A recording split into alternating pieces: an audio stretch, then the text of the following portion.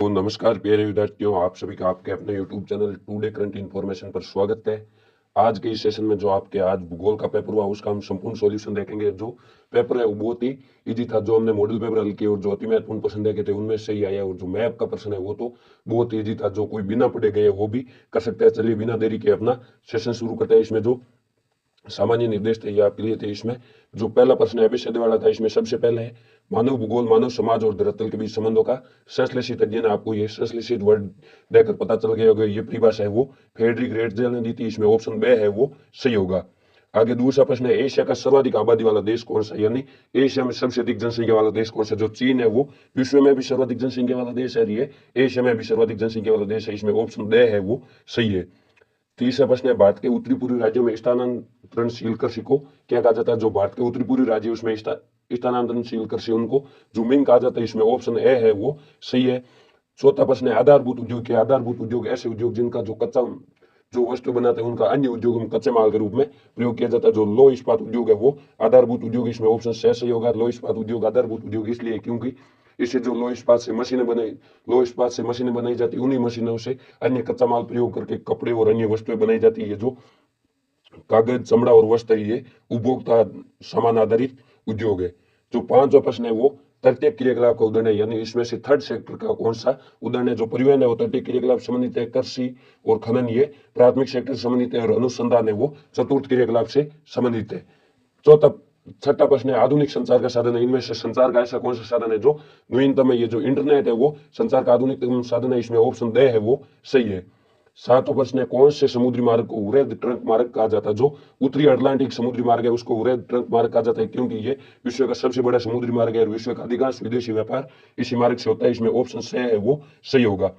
आठवां प्रश्न है एशिया का अंतर्भूपतन है जहां पर है वो सामान इकट्ठा किया जाता है। जो सिंगापुर है वो एशिया का अंतर्भूपतन है। इसमें ऑप्शन बे है वो सही होगा। नौवां प्रश्न है विश्व व्यापार संगठन यानी डब्ल्यूटीओ का मुख्यालय कहाँ स्थित है। जो डब्ल्यूटीओ है उसका मुख्यालय जिनेवा स्विट्जरलैंड में स्थित है। इसमें ऑप्शन ए है वो सही होगा।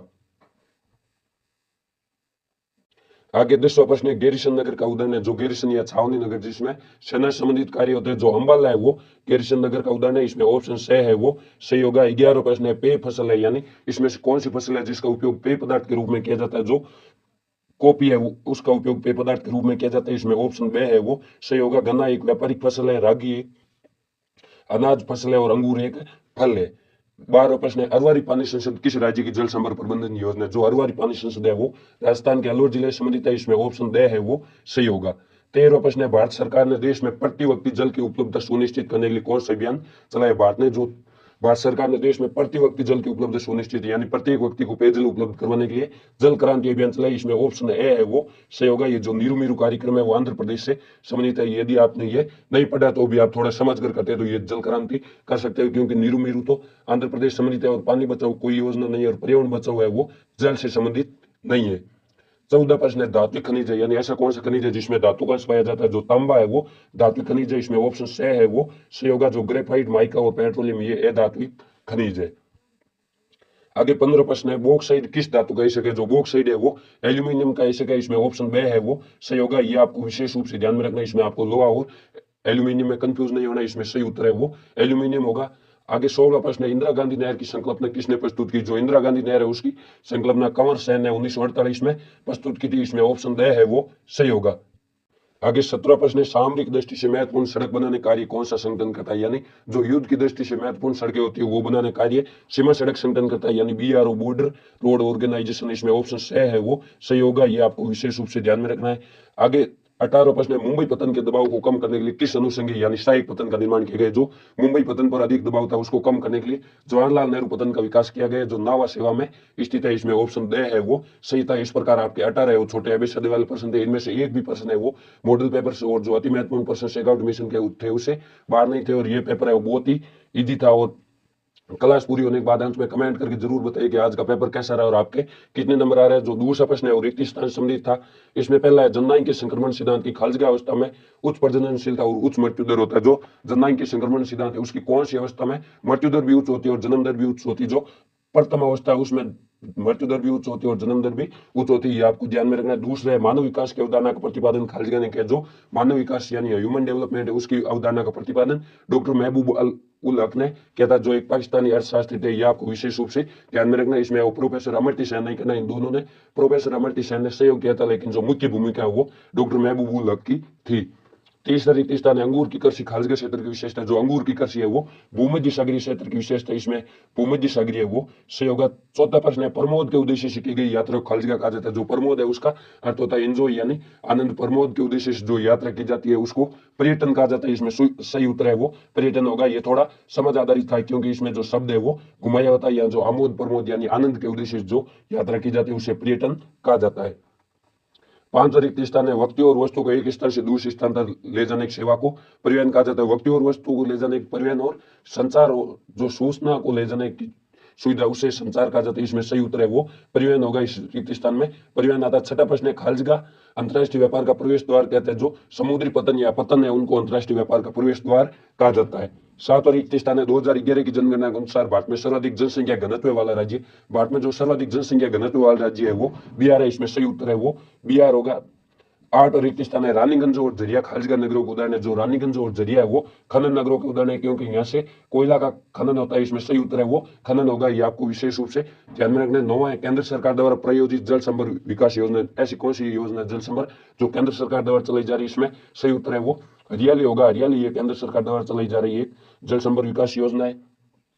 10वां प्रश्न है सूखा संभावित क्षेत्र विकास कार्यक्रम खालगे पंचवर्षीय योजना में प्रारंभ किया गया। जो सूखा संभावित क्षेत्र विकास कार्यक्रम है वो चौथी पंचवर्षीय योजना में प्रारंभ किया गया। इसमें सही उत्तर है वो चौथी पंचवर्षीय योजना होगी। इस प्रकार आपके 10 रिक्त स्थान आधे नंबर के पूछे गए थे, जो बहुत ईजी थे। इसमें से थोड़ा है वो आपको समझ कर इसका उत्तर देना था। आगे जो किसी कहा जाता है मुख्य श्रमिक, वह श्रमिक जो वर्ष में 184 दिन या 6 माह से अधिक कार्य करता है उसे मुख्य श्रमिक कहा जाता है।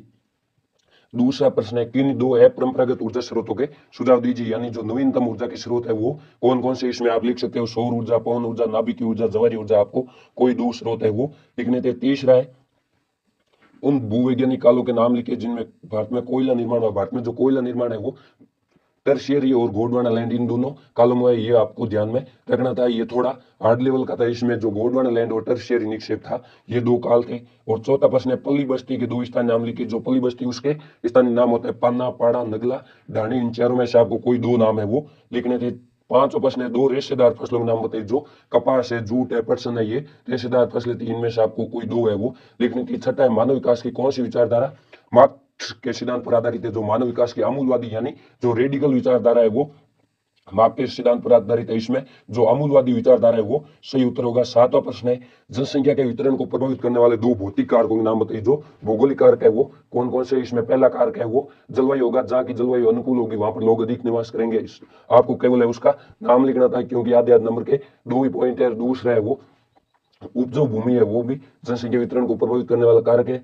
8वां प्रश्न है आवधिक बाजार किसे कहा जाता है। ऐसे बाजार जो किसी अवधि विशेष में 10 दिन या 15 दिन या 1 महीने के अंतराल से लगते हैं उन्हें आवधिक बाजार कहा जाता है, यानी किसी निश्चित समय पर ये वो लगते हैं। 9वां प्रश्न है प्रथम बार कौन से वर्ष मानव विकास की रिपोर्ट प्रस्तुत की गई, यानी पहली बार मानव विकास रिपोर्ट है वो कब प्रस्तुत की गई। पहली बार मानव विकास रिपोर्ट है वो यूएनडीपी के द्वारा 1990 में प्रस्तुत की गई। इसमें सही उत्तर है वो 1990 होगा।